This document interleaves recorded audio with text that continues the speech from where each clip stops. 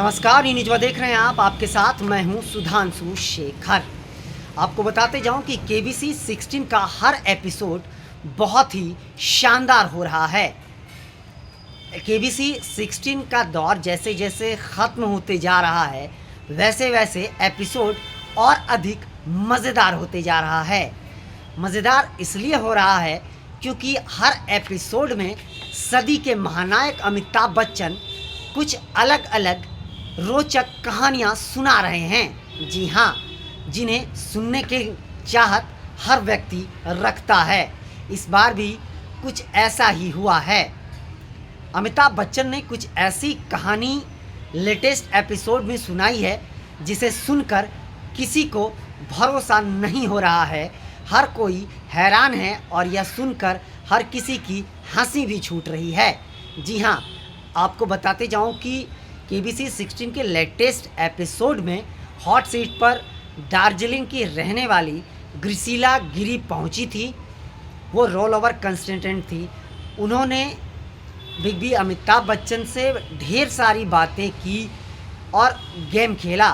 उसने अपने शानदार प्रदर्शन से 3,20,000 रुपये जीते। उसके साथ साथ उन्हें जो है गिफ्ट के तौर पर भी 20,000 रुपया मिला है केबीसी के तरफ से। तो ग्रिसिला बेहद खुश होकर केबीसी के मंच से गई हैं। उन्होंने कई सारी अपनी कहानियाँ शेयर करी जिसे सुनकर बिग बी अमिताभ बच्चन को भी बहुत मज़ा आया। वहीं अमिताभ बच्चन ने भी उन्हें कई मज़ेदार किस्से सुनाए। आगे जो है फर्स्ट फिंगर फर्स्ट का खेल शुरू होता है, जिसे जीतकर हॉट सीट पर पहुंचती हैं सोनल गुप्ता।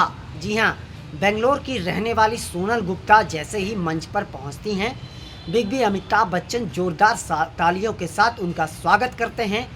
उनके साथ साथ वहां जो दर्शक बैठे थे उन्होंने भी सोनल का ताली बजाकर स्वागत किया। जिसके बाद सोनल बैठी और अपने किस्से सुनाने शुरू कर दिया।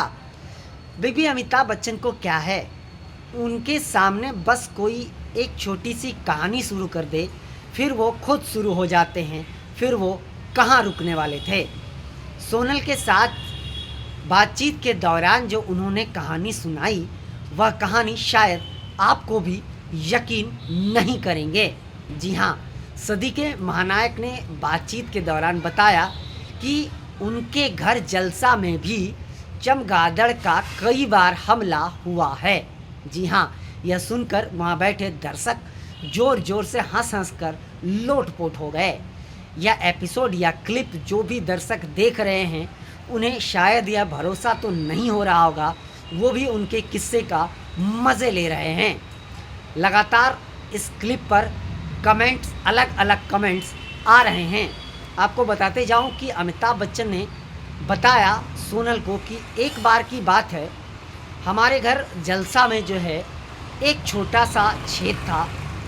उस छेद से 20 से 30 सेकंड में लगभग 40 से 50 चमगादड़ निकले, जिसे देखकर पूरे परिवार के सभी सदस्य डर गए और चमगादड़ का खौफ उस घर में कई दिनों तक लगातार बना रहा। उसके बाद उन्हें घर से निकालने के लिए कई तरह के उपाय किए गए, अलग अलग इक्विपमेंट्स खरीदने की तैयारी की गई। लेकिन इस बीच किसी ने मुझे बताया कि नीलगिरी का जो तेल होता है, वह तेल छिड़कने से चमगादड़ घर से बाहर जाता है। तो उसके बाद मैंने नीलगिरी का तेल खरीदवा के मंगवाया और उस तेल को छिड़कने के बाद चमगादड़ उस घर से फ़िलहाल बाहर हो गया।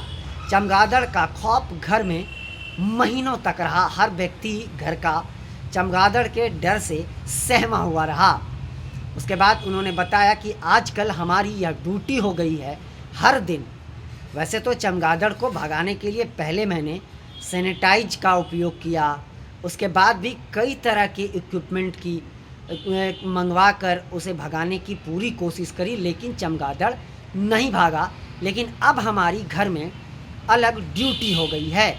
केबीसी के मंच से केबीसी ख़त्म करके जैसे मैं जाता हूँ, जाने के बाद मैं सबसे पहला काम करता हूँ नीलगिरी का तेल छिड़कना।